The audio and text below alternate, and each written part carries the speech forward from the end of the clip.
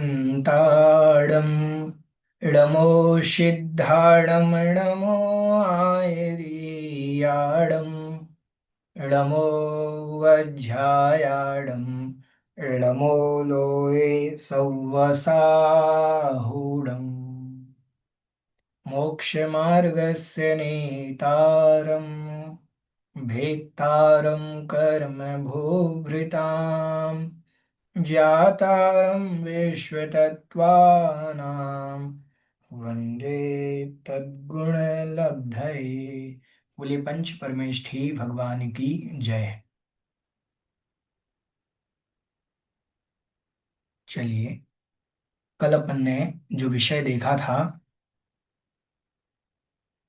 कि धर्म द्रव्य, अधर्म द्रव्य और जीव द्रव्य में एक जीव द्रव्य के असंख्यात प्रदेश होते हैं। एक जीव द्रव्य में असंख्यात प्रदेश होते हैं, तो उसकी गणना कैसे की गई?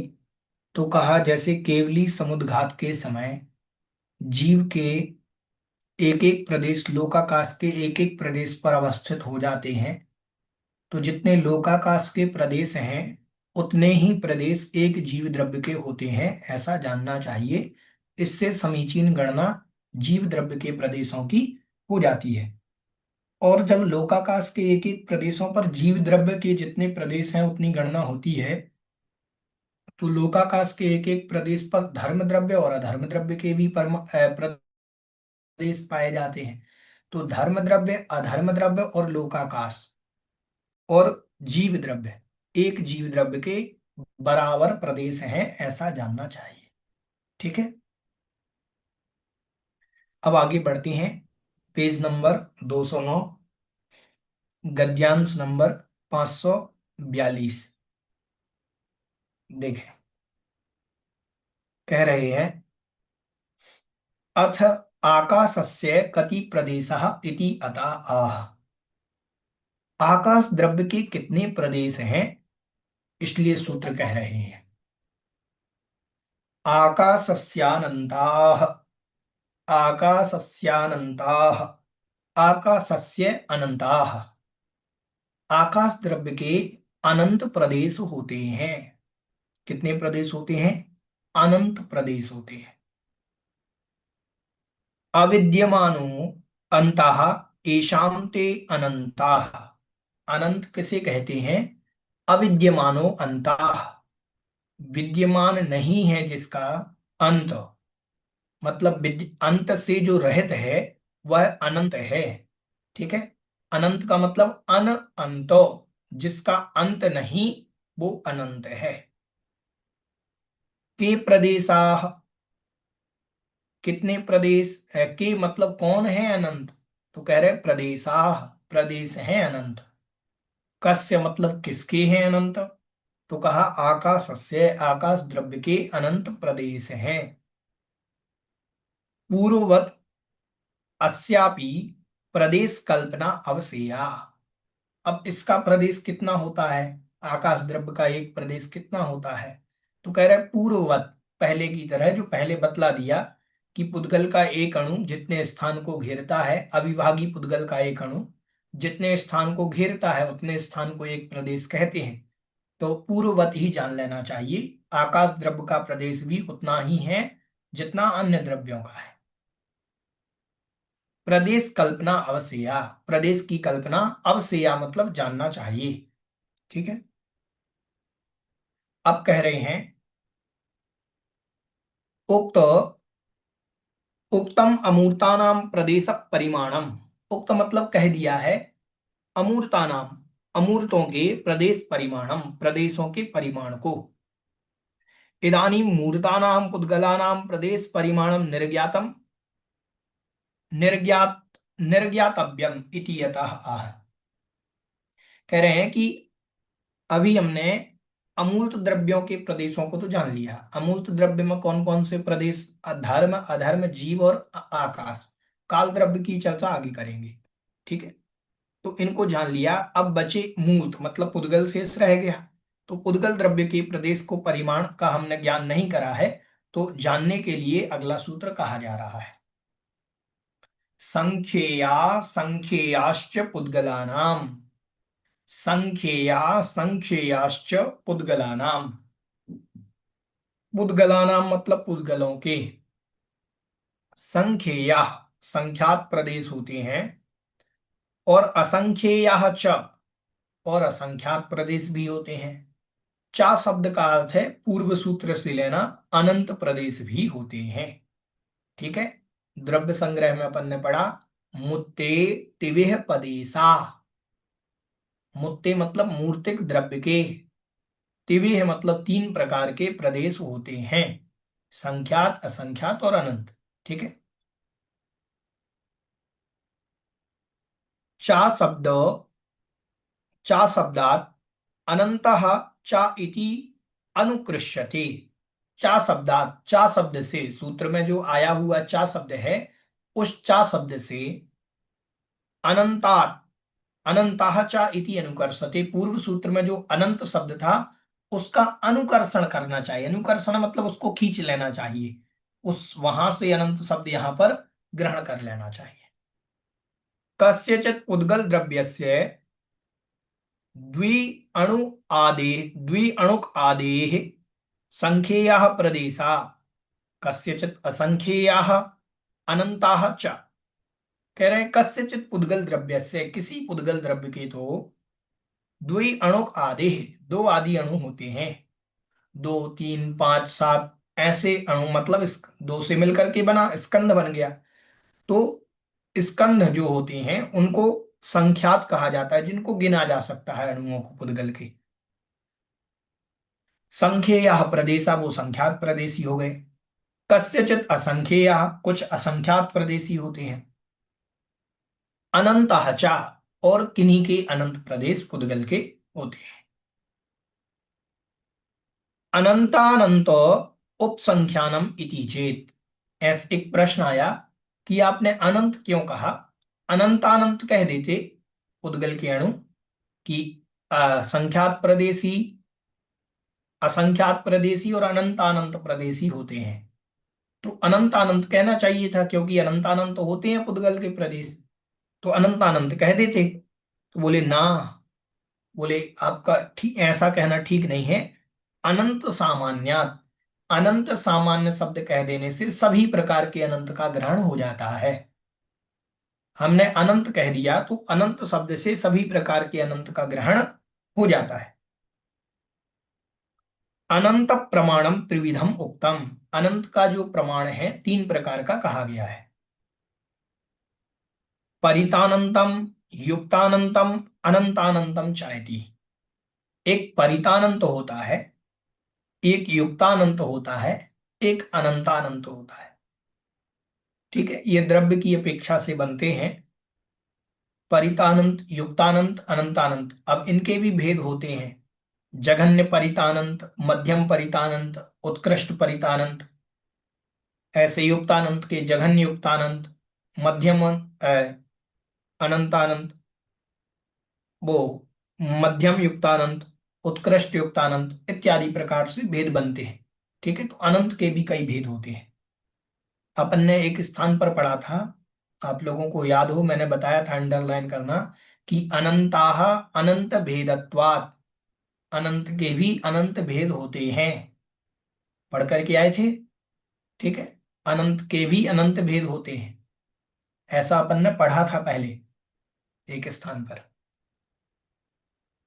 तत्सर्वम अनंतम सामान्यन गृह्यते, तत्सर्वम उन सभी में, अनंतम सामान्यन गृह्यते, यहां पर अनंत सामान्य का ग्रहण किया जाता है।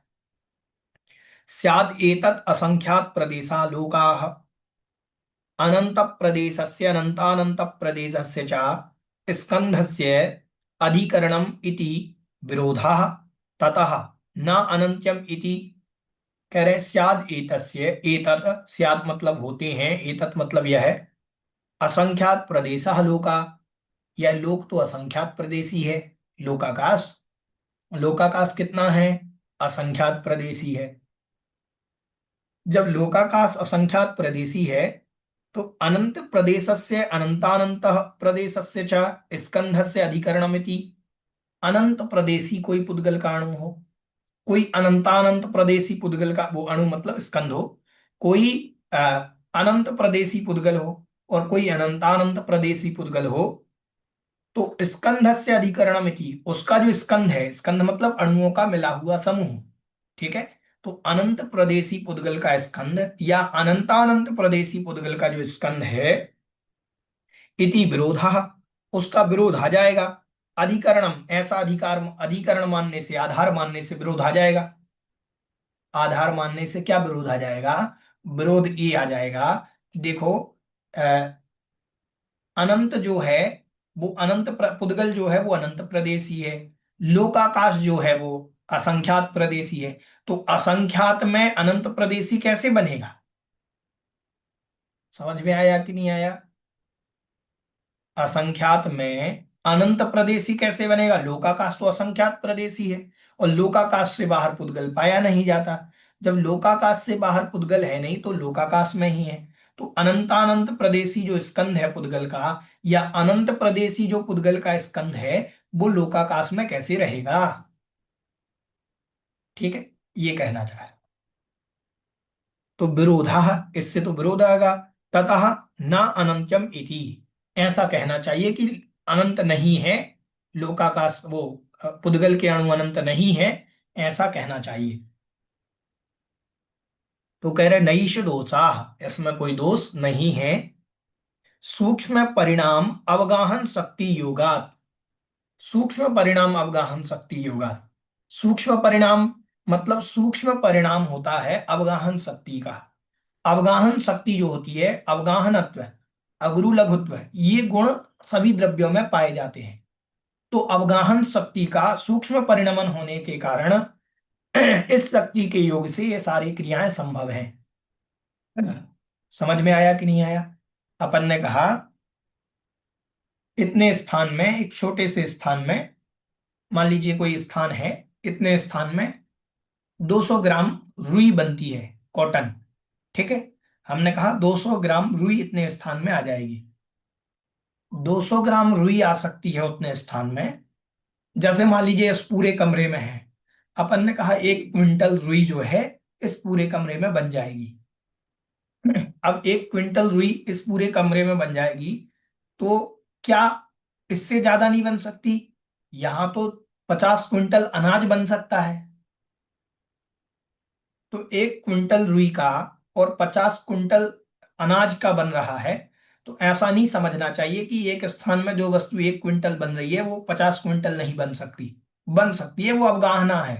वो इस प्रकार से एक स्थान पर अनंत प्रदेशी रह सकते हैं।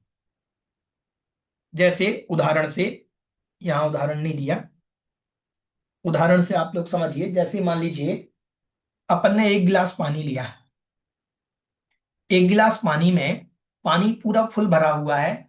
अब आप अगर 4 बूंद भी डालोगे तो वो बाहर ही निकलेगा, ठीक है। तो अब पानी में कोई स्थान है क्या बाकी? ग्लास में कोई स्थान बाकी नहीं है। है क्या बाकी? नहीं है। फिर भी हमने 2 चम्मच कलर ला करके मिला दिया, ऊपर से कलर डाला, तो वो, या जैसे नील, नील समझते हैं आप लोग, स्याही या कोई भी डाल दी, तो वो उसमें घुल गई कि नहीं घुल गई? पूरे में स्थान नहीं था, फिर भी कलर घुल गया कि नहीं घुल गया पूरे में, पूरे पानी में? पानी जब पूरा पैक था तो वो पैक पानी बाहर आ जाना चाहिए। हमने 2 चम्मच कलर डाला है तो 2 चम्मच पानी बाहर आना चाहिए था। लेकिन वो 2 चम्मच भी अवगाहन को प्राप्त हो गया कि नहीं हो गया? उसी गिलास के अंदर हुआ। ऐसे ही अवगाहन शक्ति है किसमें? आकाश द्रव्य में ऐसी शक्ति है कि एक आकाश द्रव्य के प्रदेश पर अनंत अणु वाला, अनंत स्कंधों वाला पुद्गल रह सकता है। आकाश द्रव्य के एक प्रदेश में शक्ति है। समझ में आया कि नहीं आया? एक प्रदेश की ऐसी शक्ति है वो। ठीक है। जैसे अपन एक अक्षीण महानस रिद्धि होती है, आप लोगों ने नाम सुना? अक्षीण वो अक्षीण महानस, महालय रिद्धि, सॉरी क्षमता, महानस में नहीं आया, महालय। अक्षीण महालय रिद्धिधारी जो मुनिराज होते हैं, जो कहते हैं कि वो जिस कमरे में बैठे हो वहां पर एक अक्षौणी सेना भी, चक्रवर्ती की सेना भी आकर के बैठ जाती है। अब ये क्या है? चक्रवर्ती की सेना आकर के बैठ गई और स्थान कम नहीं पड़ा, तो ये तो अतिशय हो गया। अब ये वास्तविकता में मुनिराज की रिद्धि का अतिशय तो है ही, लेकिन स्थान किसने दिया? स्थान दिया आकाश द्रव्य ने। आकाश द्रव्य में ऐसी शक्ति है कि वो छोटे में ही बहुत सारे को समाहित कर सकता है। समझ में आया? ऐसे जानना चाहिए। तो कोई प्रश्न कर दे कि ये तो महाराज का अतिशय है और कुछ नहीं, नहीं, आकाश द्रव्य में यदि शक्ति ना होती तो इतने लोग नहीं बन सकते थे। अवगाहन तो आकाश द्रव्य ने दिया है। अवगाहन किसने दिया है? आकाश द्रव्य ने। ठीक है। तो आकाश द्रव्य में ऐसी शक्ति है कि एक स्थान पर अनंत समाहित हो सकते हैं। ठीक है, वो उसकी स्वयं की शक्ति है ऐसी, अवकाश देना, स्थान देना। आगे कह रहे हैं, परमाण परमाणु आदयः हि सूक्ष्म भावेन परिणता एक एकस्मिन् अपि आकाश प्रदेशे अनंतानंतः अवतिष्ठन्ते।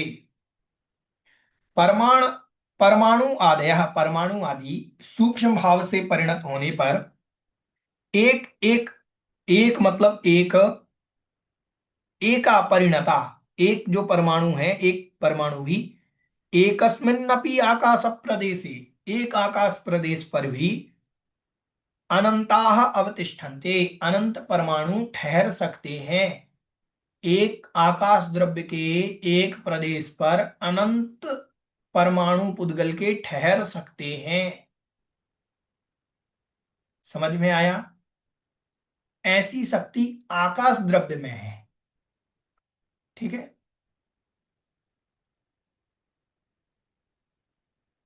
पानी जैसे पानी है, पानी में अपन ने कलर मिलाया था, तो पानी तो पूरे स्थान में भरा हुआ था पुद्गल का, वो कलर कैसे मिल गया?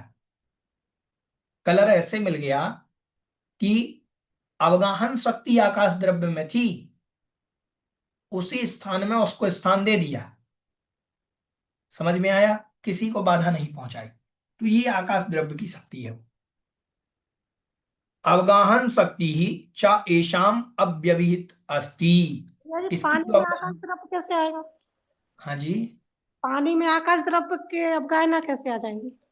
पानी में आकाश द्रव्य की अवगाहना नहीं आएगी, पानी स्वयं आकाश द्रव्य में है। हर वस्तु, हर द्रव्य आकाश में है कि नहीं है? जी हमें भैया। कौन स्थान दे रहा है? आकाश द्रव्य ही तो दे रहा है। हम अभी आकाश द्रव्य के इतने स्थान को घेर करके बैठे हैं, अब यहां से उठ करके दूसरी जगह चले जाएंगे तो वहां आकाश द्रव्य के स्थान को घेर लेंगे। स्थान किसने दिया? आकाश आकाश। द्रव्य में। ठीक है। जी। पानी स्वयं आकाश द्रव्य में है। ऐसे अवगाहन शक्ति चा येषाम अव्यवहिता, इसकी जो अवगाहन शक्ति अव्यवहित है, अव्यवहित मतलब बाधा को प्राप्त नहीं होती। तस्मात् एकस्मिन्नपि प्रदेशे अनंतानंतानाम अवस्थानम न वृध्यते। तस्मात् मतलब एक, इस कारण से, एकस्मिन्नपि प्रदेशे, एक प्रदेश में भी अनंत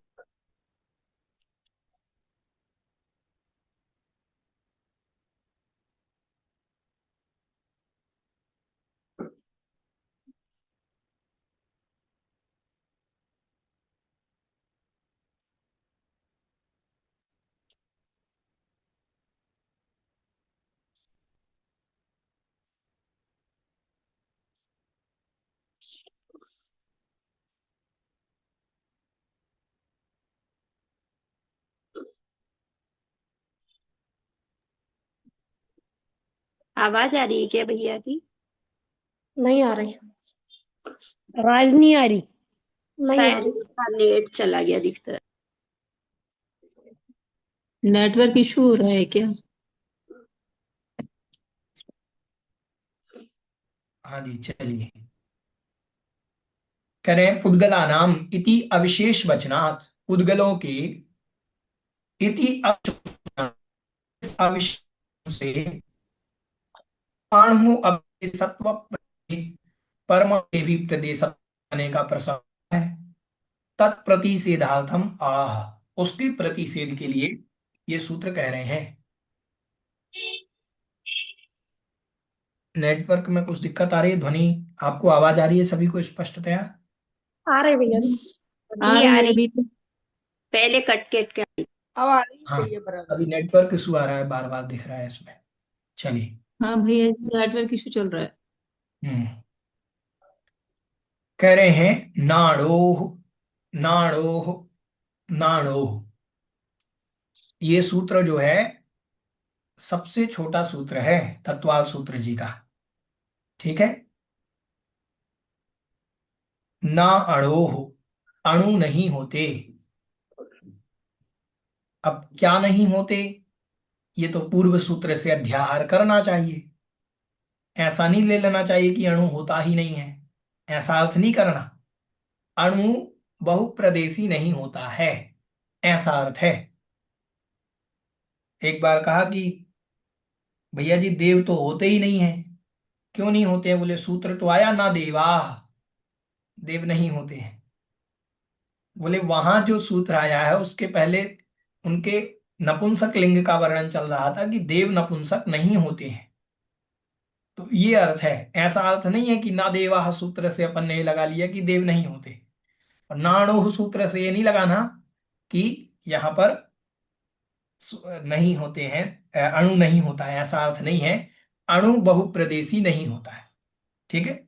इसीलिए सूत्र से ही अपन को समझना चाहिए कि नहीं, बहुत सारे साधुओं की लोग आजकल क्लिप काट करके डाल देते हैं इधर उधर की, इधर की बात इधर की बात, तो अपन को लगता है महाराज क्या बोल गए।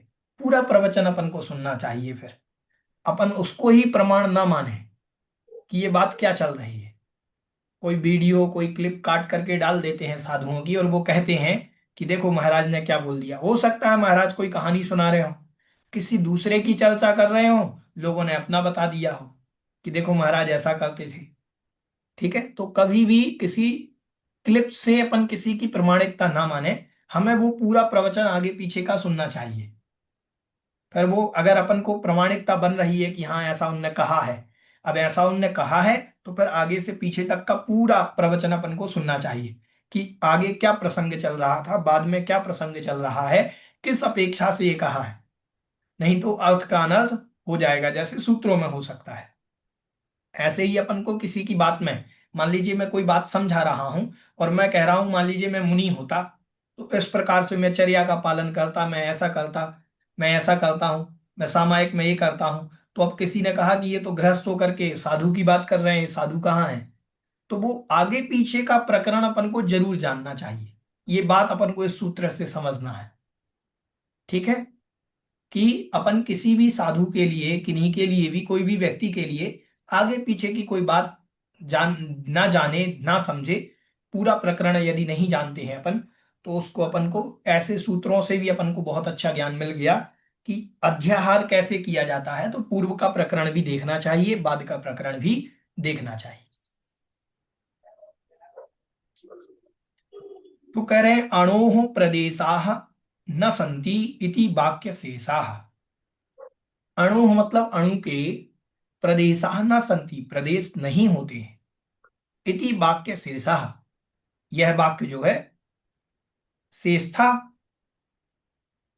कुतो न संति इति चेत, कुतः न संति किस कारण से नहीं होता है, ऐसा प्रश्न आने पर कहा प्रदेश मात्रत्वात्, एक प्रदेशी मात्र होने से उसके बहुत सारे प्रदेश नहीं होते हैं, ऐसा जानना चाहिए।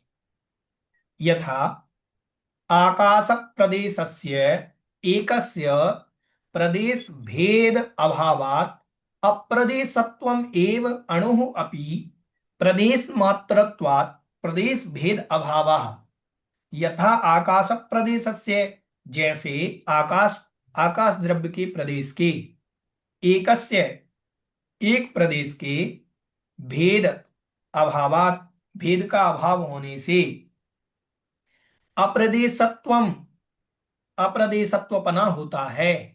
आकाश द्रव्य का जो एक प्रदेश है वह भी एक प्रदेशी ही कहलाएगा, उसके बहुप्रदेशी नहीं कह सकते उसको। तो कह रहे अणु अपि, अणु के भी प्रदेश मात्रत्वात् प्रदेश मात्र होने से, एक प्रदेशी मात्र होने से, भेद अभावा उनके भेद का अभाव है। हाँ, एक का दूसरा टुकड़ा नहीं होता। अब जब होता नहीं तो कैसे कहेंगे? प्रदेश जो है, एक प्रदेश सबसे सूक्ष्म होता है, तो प्रदेश से कोई सूक्ष्म वस्तु है ही नहीं, ऐसे ही अणु से कोई सूक्ष्म वस्तु है ही नहीं।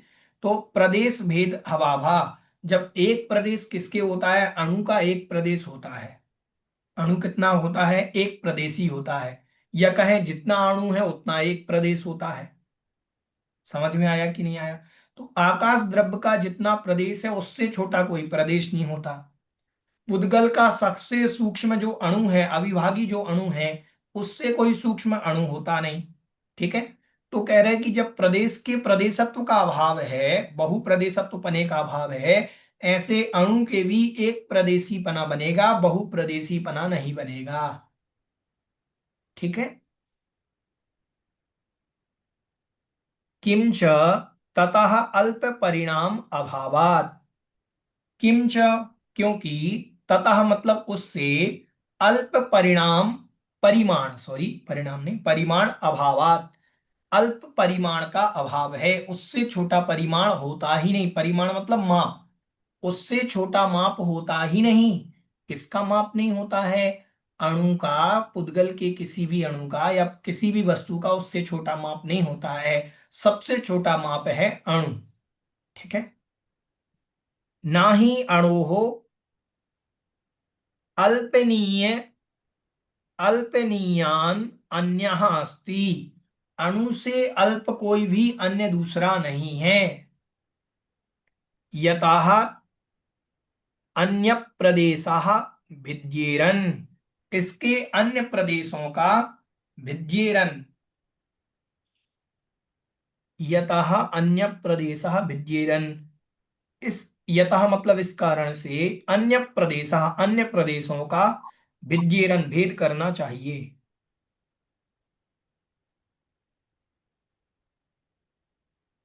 अच्छा, ये पूरा वाक्य बनेगा, ऐसी कोई अन्य वस्तु नहीं जो परमाणु से छोटी हो जिससे इसके प्रदेश का भेद हो गए। ठीक है। ये पूरा वाक्य बनेगा कि ना अणोः अल्पनीयान अन्यः अस्ति यतः अन्य प्रदेशा विद्येरन, अन्य प्रदेश का भेद किया जाए, ऐसी कोई अणु से छोटी वस्तु है ही नहीं। ठीक है। समझ में आ गया?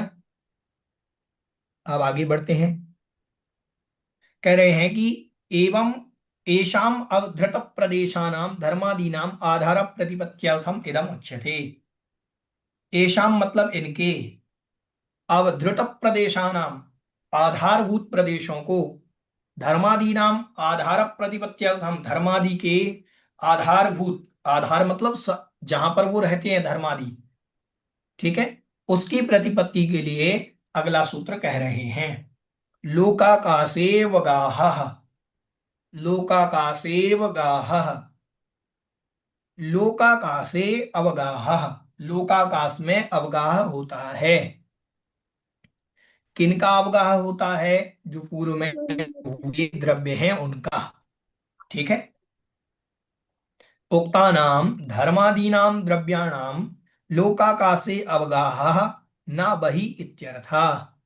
उक्त मतलब कहे गए, धर्मादि द्रव्याणाम धर्मादि द्रव्यों का, धर्म अधर्म पुद्गल जीव, ठीक है, इनका, लोकाकाशे अवगाहः लोकाकाश में ही अवगाह है, ठहरना है, स्थान है, ना बही इत्यर्थ, इससे बाहर नहीं है, इसका यह अर्थ हुआ।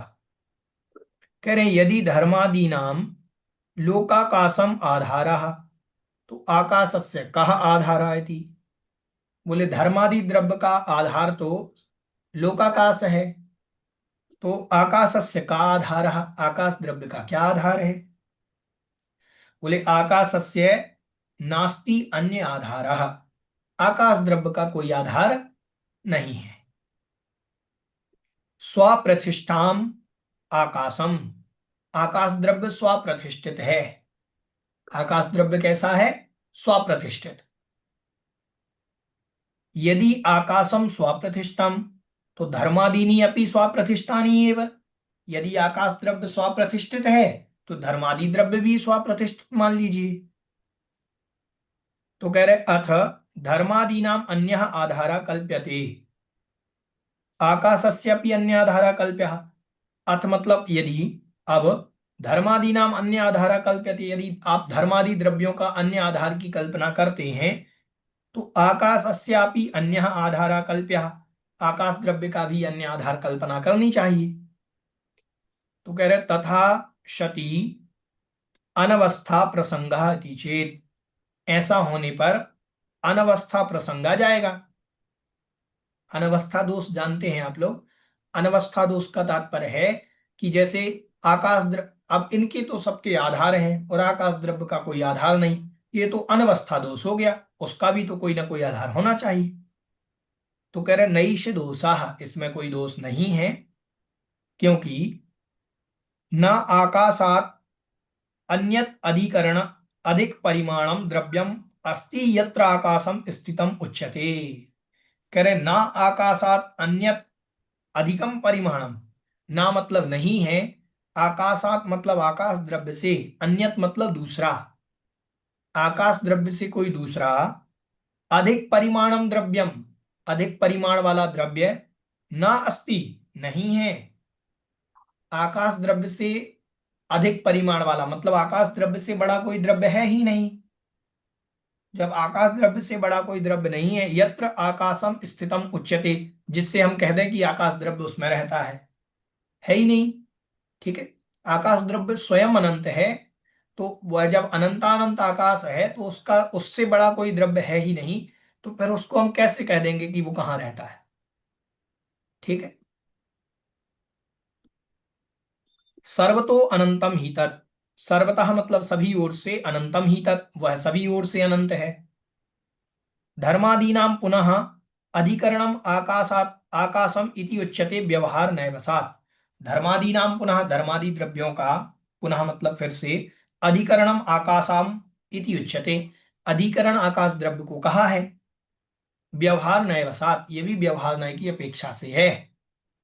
धर्मादि द्रव्यों का जो आधार आकाश द्रव्य है ये व्यवहार नय की अपेक्षा से है। एवं भूत नय अपेक्षा तो सर्वाणी द्रव्याणी स्वप्रतिष्ठानी एवं भूत नय की अपेक्षा से तो सारे द्रव्य अपने अपने आधार में ही प्रतिष्ठित हैं। पानी पानी में ही रह रहा है, पानी आकाश में नहीं है, पानी पानी में है। समझ में आ रहा? ठीक है, लेकिन व्यवहार नय से ये कहा जाएगा कि पानी गिलास में है। क्या कहा जाएगा? पानी गिलास में है, ये व्यवहार नय से कहा जाएगा। पानी पानी में है, पानी कहाँ गिलास में है? गिलास अलग है, पानी अलग है। समझ में आया कि नहीं आया? ठीक है, फिर आगे कह रहे हैं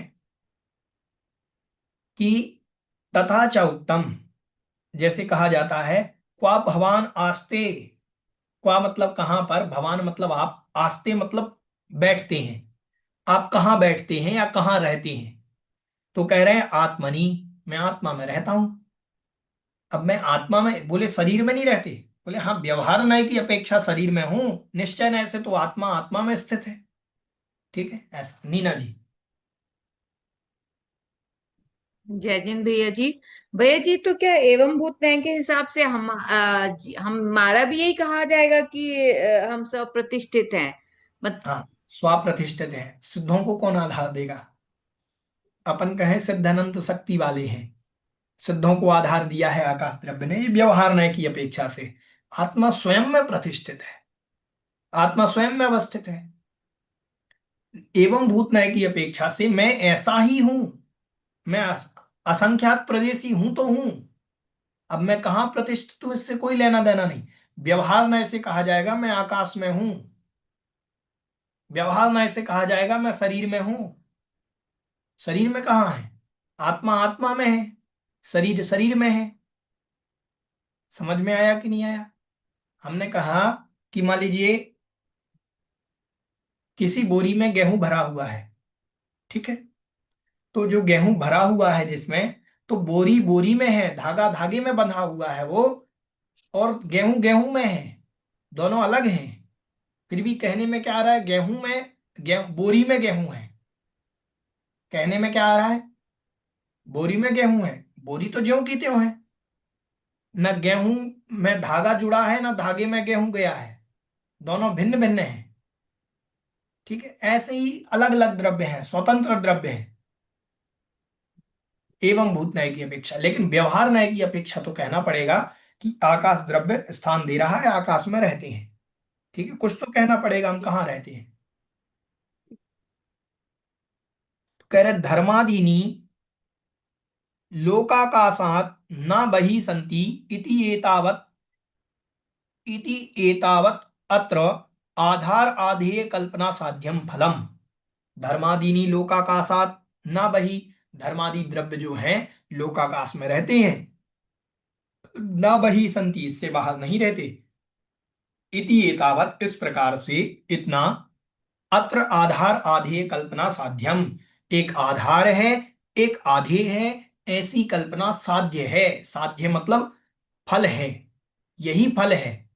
एक आधार है एक आधेय है। आधार और आधेय समझते हैं? आधार देने वाला होता है जो आधार दे रहा है, और जिसको आधार दिया जा रहा है वो आधेय कहलाता है। ठीक है, तो आधार हो गया आकाश द्रव्य, आधेय हो गए सारे द्रव्य बाकी के। ठीक है, आधार और आधेय। ननु च लोके पूर्वोत्तर काल भावी नाम आधार आधेय भावो दृष्टा यथा कुंडे बदरादीनाम। अब बदरादि क्या है? बेरों का आधार कुंड है। ठीक है, कह रहे हैं ननु च लोके, प्रश्न किया गया है कि श्लोक में पूर्वोत्तर काल भावी नाम, पूर्व उत्तर काल भावी नाम, पूर्व काल उत्तर काल, काल भावी मतलब पूर्व में या भविष्य में या भूत में। ठीक है, कोई वस्तु है, आधार आधेय भावो दृष्टा, उसी का आधार आधेय भाव देखा जाता है। यथा कुंडे बदरादि नाम, जैसे किसी कुंड में बदर फल, बदर मतलब यहां बेर, जैसे किसी कुंड में बेर हैं, तो पहले नहीं थे अब हैं, भविष्य में नहीं रहेंगे। तो आधार आधेय संबंध तो तब देखा जाता है जब पहले भूत भावी की अपेक्षा पूर्वोत्तर काल पहले नहीं थे, अब आ गए, तो अब आधार ये हो गया कुंड।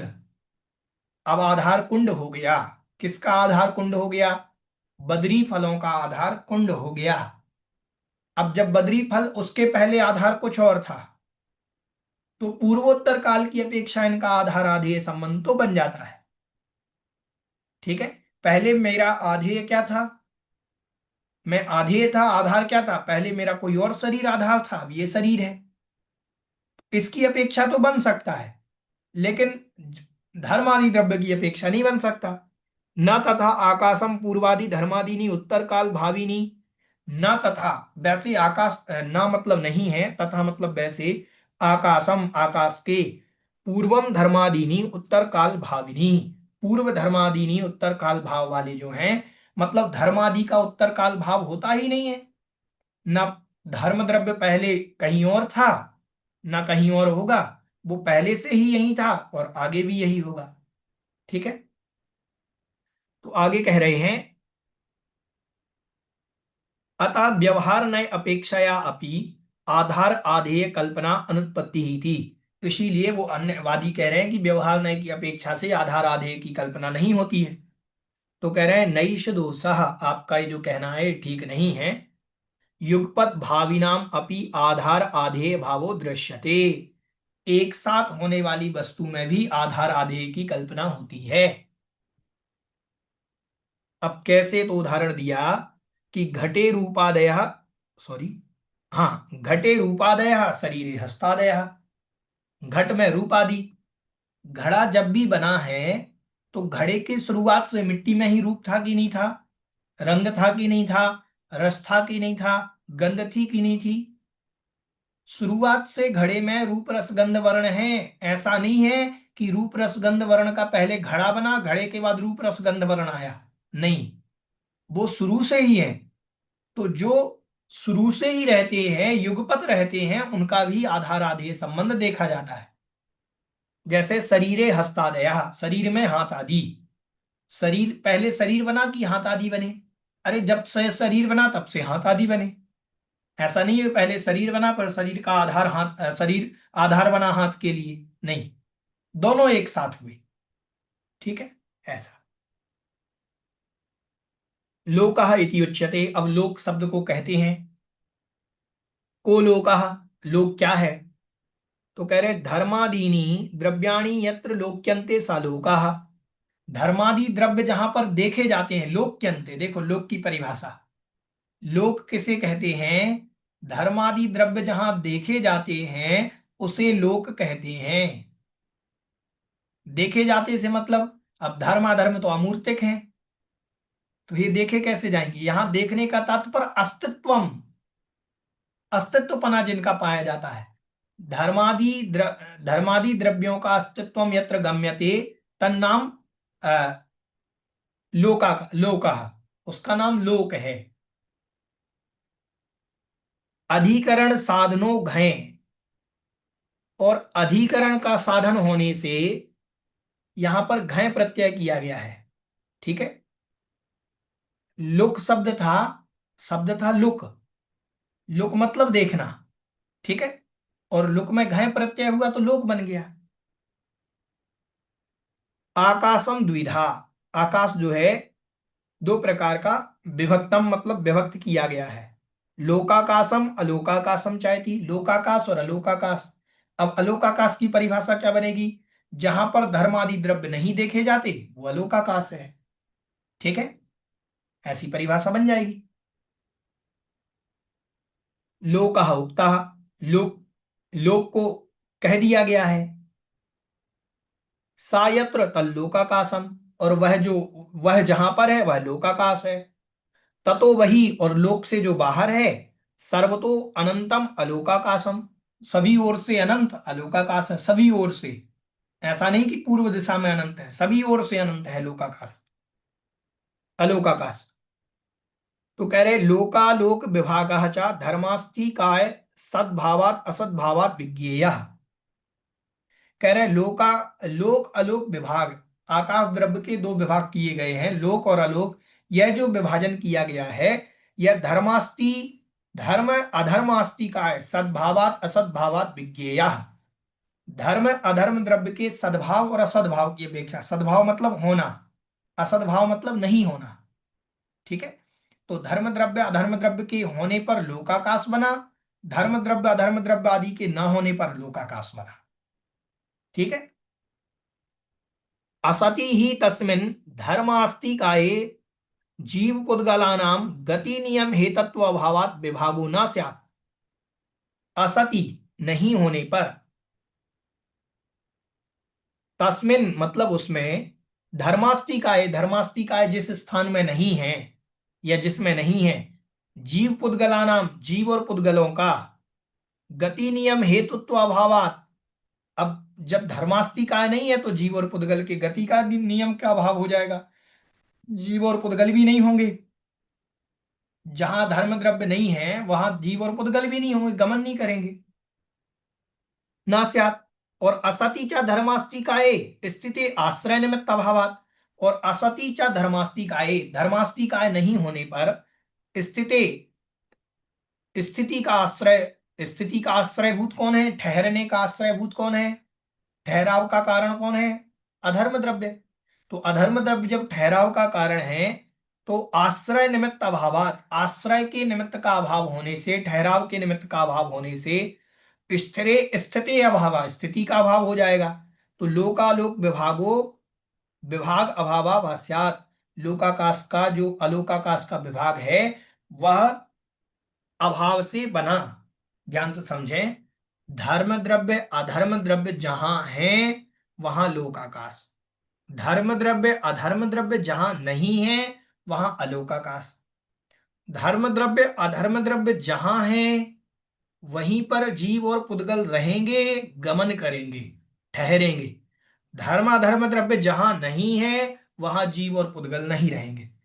तात्पर्य हुआ कि धर्म अधर्म द्रव्य, अब कोई कह दे कि जैसे मान लीजिए एक सूत्र आता है 10वें अध्याय में, धर्मास्ति काया भावात, सिद्ध भगवान ऊपर की ओर गमन करते हैं, उनमें अनंत शक्ति है। अनंत शक्ति है तो पर लोकाकाश से लोकाकाश में क्यों नहीं जाते? तो लोकाकाश से लोकाकाश में इसलिए नहीं जाते, भगवान की शक्ति का अभाव नहीं है, भगवान में तो अनंत शक्ति है, लेकिन मार्ग नहीं है, धर्म द्रव्य नहीं है जो चलने में सहायक होता है। समझ में आया? बोले सिद्ध भगवान में भी ऐसी शक्ति नहीं कि लोकाकाश में नहीं जा सकते, नहीं जा सकती, मार्ग नहीं है।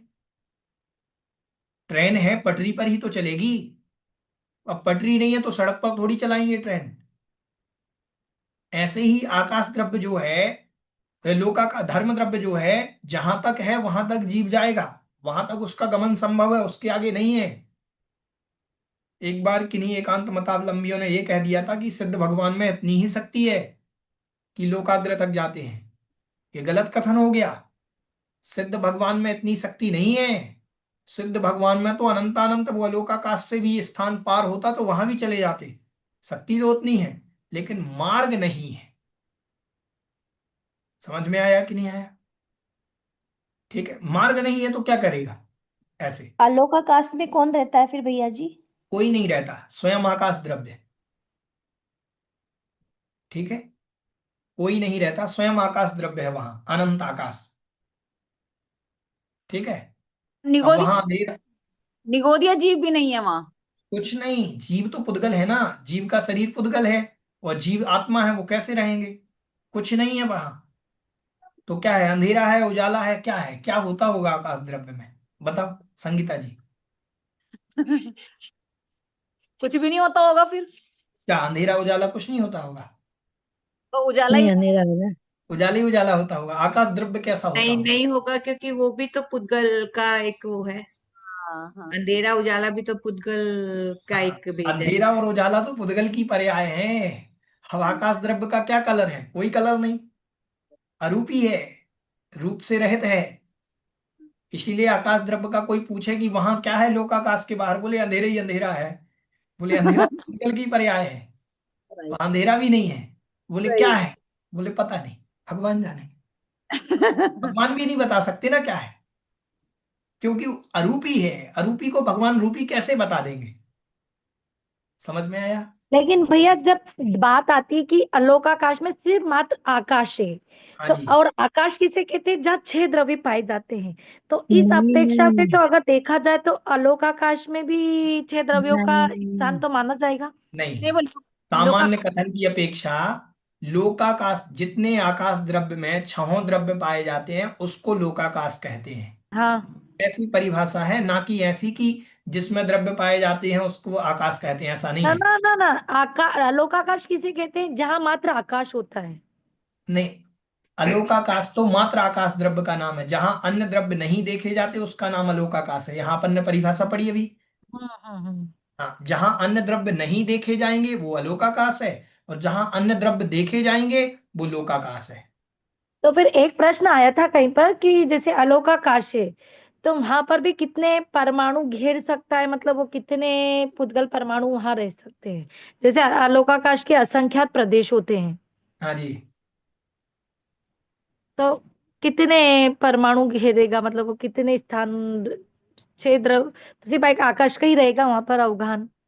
वहां आलोकाकाश में पुद्गल जाएगा कैसे? अनंत परमाणु रहे चाहे कोई परमाणु रहे, पुद्गल के परमाणु मात्र लोकाकाश में रहेंगे।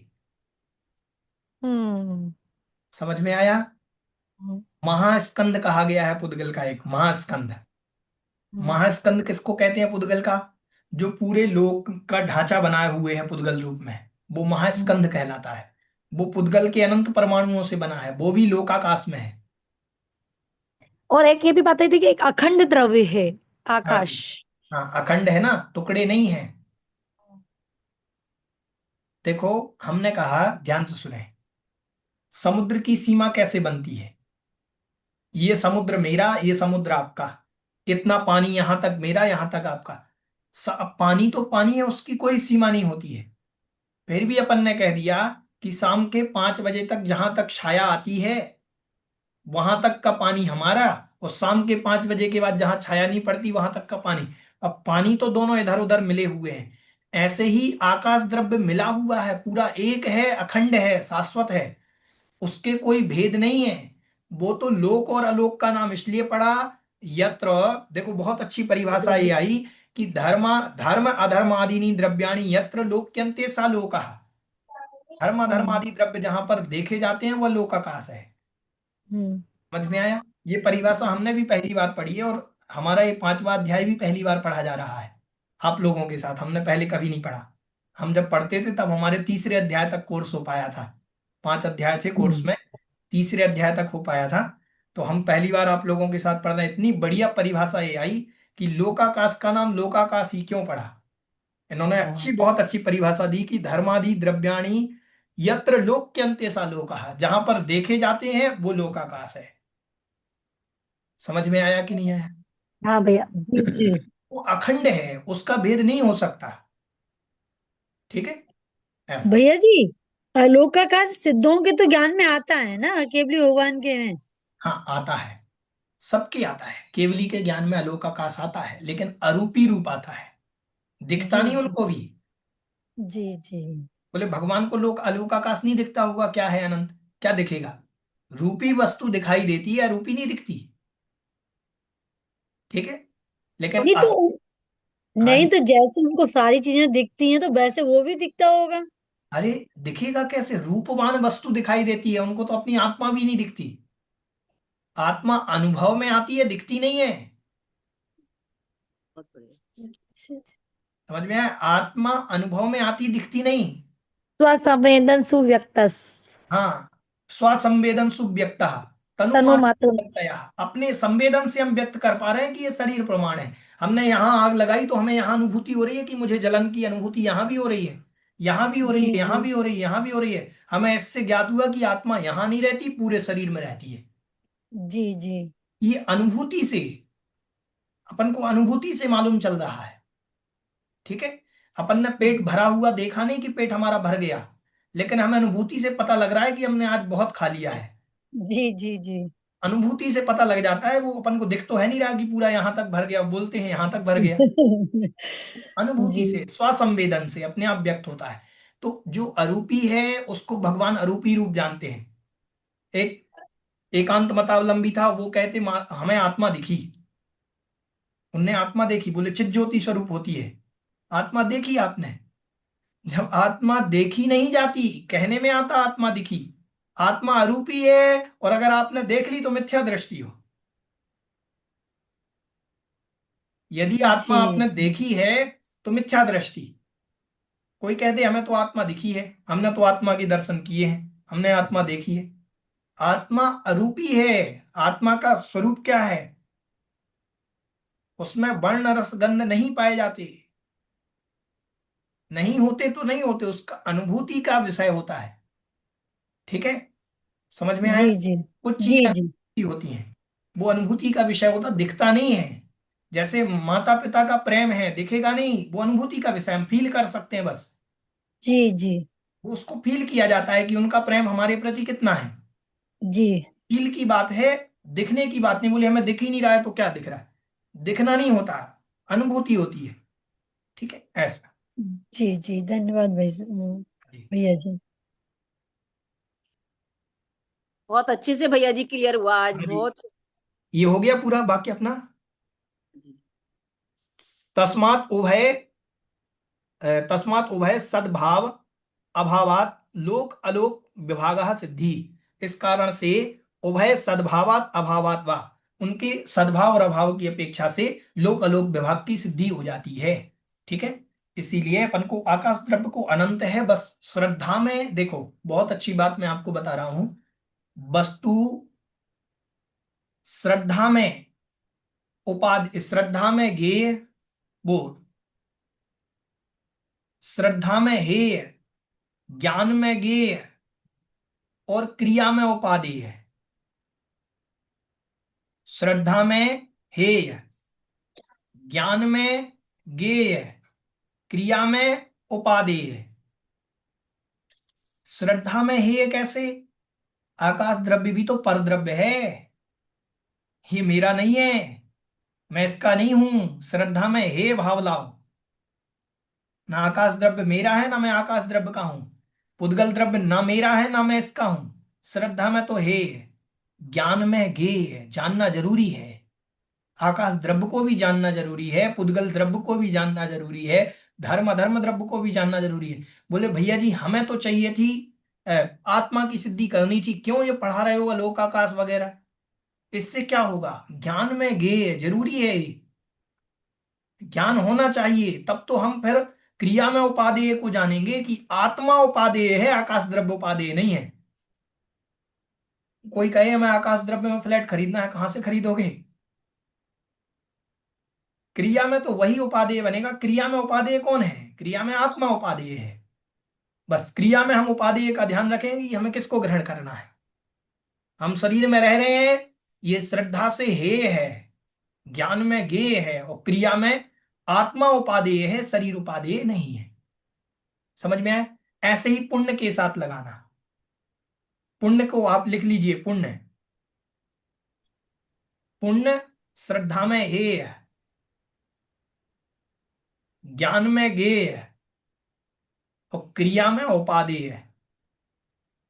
जो लोग पुण्य को हे कहते हैं और क्रिया में भी हे ले आते हैं, क्या करते हैं वो पुण्य? बोले श्रद्धा में भी हे है और क्रिया में भी हे है। नहीं, पुण्य श्रद्धा में हे है, क्रिया में उपादेय है। समझ में आया? भगवान की पूजन, भगवान का अभिषेक, भगवान की सारी क्रियाएं जो अपन कर रहे हैं, ये पुण्य की प्रधन वाली हैं। और पुण्य अपन को चाहिए नहीं। अरे नहीं चाहिए, ये हम जानते हैं कि पुण्य भी बंद है, लेकिन क्रिया में उपादेय है पुण्य। अब लोग भगवान की पूजन बंद कर दिए, अभिषेक बंद कर दिया। अब स्वाध्याय से पुण्य नहीं बनता क्या? स्वाध्याय बस चालू करते हो, स्वाध्याय से भी बंद होता है, पुण्य बंद होता है। असंख्यात गुणी कर्मों की निर्जरा होती है, तो असंख्यात गुणी कर्मों की निर्जरा मान ली और पुण्य बंद नहीं मानोगे क्या? स्वाध्याय से पुण्य भी बंधेगा तो फिर स्वाध्याय करना भी बंद करो।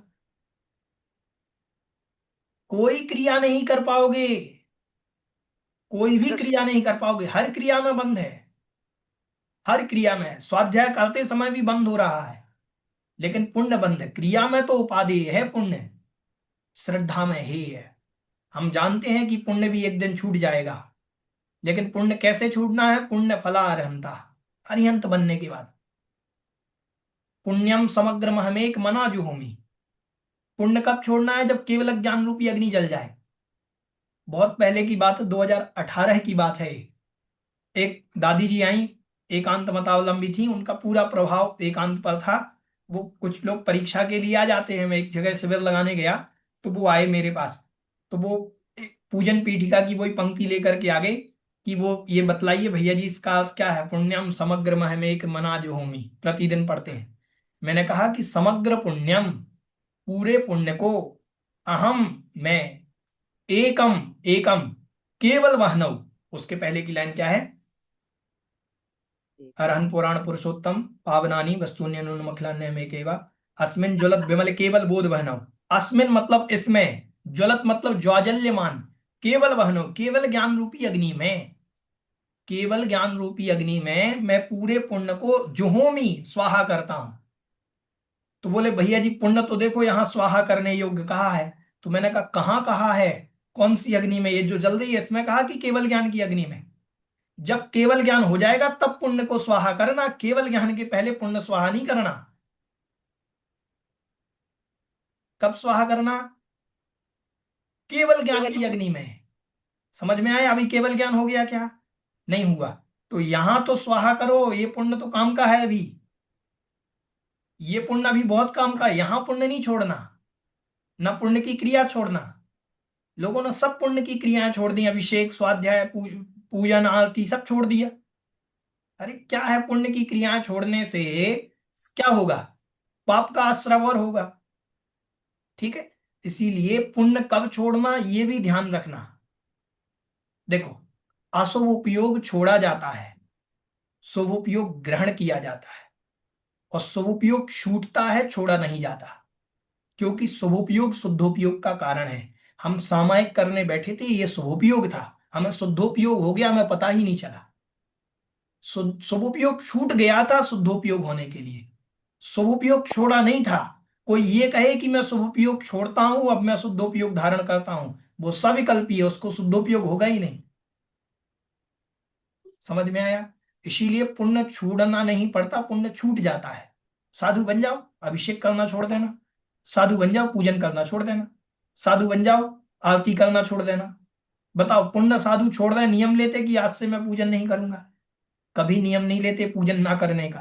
पूजन छूट जाती है, अभिषेक छूट जाता है, नियम नहीं लेते साधु कि आज से मैं साधु बन गया हूं। जब साधु दीक्षा होती है और नियम दिलाते हो कि आज से आप अभिषेक नहीं करोगे, ऐसा नियम दिलाया जाता क्या? नहीं, छूट गए। पुण्य की क्रियाएं धीरे धीरे जैसे ही आगे आगे बढ़ेंगे, पुण्य छूटता जाएगा। ठीक है, तो पुण्य छोड़ना नहीं पड़ता, पुण्य छूट जाता है। ठीक है, तो श्रद्धा में हेय, ज्ञान में गेय, क्रिया में उपादेय। चलिए, भैया समता। जी, हाँ जी। भैया जी, मुझे आपसे एक बात पूछनी थी। जैसे मैं ना खड़े होकर पूजा करती हूँ, हाँ जी, तो लेडीजों को खड़े होकर पूजा नहीं करनी चाहिए? देखो बहुत अच्छा बताते हैं, बहुत अच्छे समझें। क्या होता है, महिलाओं का जो शरीर होता है, शरीर की संरचना इस प्रकार की होती है कि हर क्रिया बैठ करके होनी चाहिए। ठीक है, चलने कायोत्सर्ग की मुद्रा भी महिलाओं के लिए नहीं कही। ठीक है, तो बैठ करके, इसीलिए आरिका माता जी भी भोजन भी ग्रहण करती हैं तो बैठ करके करती हैं। ठीक है, बिहार आदि उनको कायोत्सर्ग मुद्रा नहीं कही कि खड़े होकर के ध्यान लगाओ, साधु कर सकते हैं, आरिका नहीं जी कर। जी। आरिकाओं को बैठ करके ध्यान करना चाहिए। समझ में आया? तो शरीर की संरचना के कारण बैठ करके प्रक्रिया कही गई है। ठीक है, और अगर खड़े होकर के सामूहिक पूजन होती है, सब लोग करते हैं, तो वो कोई आपत्ति नहीं है, वैसे आपत्ति कुछ नहीं है, लेकिन फिर भी। तो भैया जी, मेरा है ना, खड़े होकर पूजा करने में बहुत भाव लगते हैं, पूरा फोकस भगवान पे जाता है। हाँ हाँ, हो सकता है। देखो, अपन ने क्या कहा, बहुत अच्छी बात है कि हाँ, शरीर की ऐसी संरचना है जिस कारण से पर के प्रति, पर व्यक्ति को हमसे राग हो सकता है। अगर राग हो सकता है तो ऐसी क्रिया कोई हमें नहीं करनी। जी जी। राग वर्धन वाली कोई क्रिया हमें नहीं करनी कि पर व्यक्ति को हमसे राग हो जाए, बस। समझ में आया? ऐसी क्रिया करनी कि पर को हमसे राग ना हो। अपन क्या करते हैं, अपन को मात्र ब्रह्मचर्य का मात्र अपन जो अपन अर्थ लेते हैं वो नहीं है। ब्रह्मचर्य का अर्थ है कि अगर अपन पर के राग में भी कारण बनते हैं तो अपन दोषी हैं।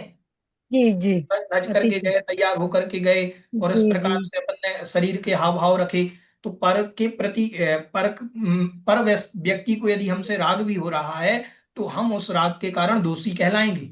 हमें ऐसा होना नहीं चाहिए। ठीक है, जी। ये सारी तो चीजें। फिर मैं खड़े होकर पूजा नहीं करा करूं फिर है? नहीं नहीं, कर सकते हैं, आपत्ति नहीं है। ऐसा कोई कहीं नहीं लिखा कि खड़े होकर के पूजा नहीं कर सकते। मेरी दादी करती थी, हमारे मंदिर में एक लेडीज है सात प्रतिमाधारी, वो भी करती हैं। हाँ हाँ, कर सकते हैं, मैंने कहा पूजन के लिए मनाही नहीं है खड़े होकर के करने में। ठीक है, ये। जी जी, बाकी की धन्यवाद और बहुत जी। सारी क्रियाएं हैं जो महिलाएं खड़े होकर के नहीं कर सकती। जी जी। ठीक है, बाकी के कर सकते हैं खड़े होकर के पूजन।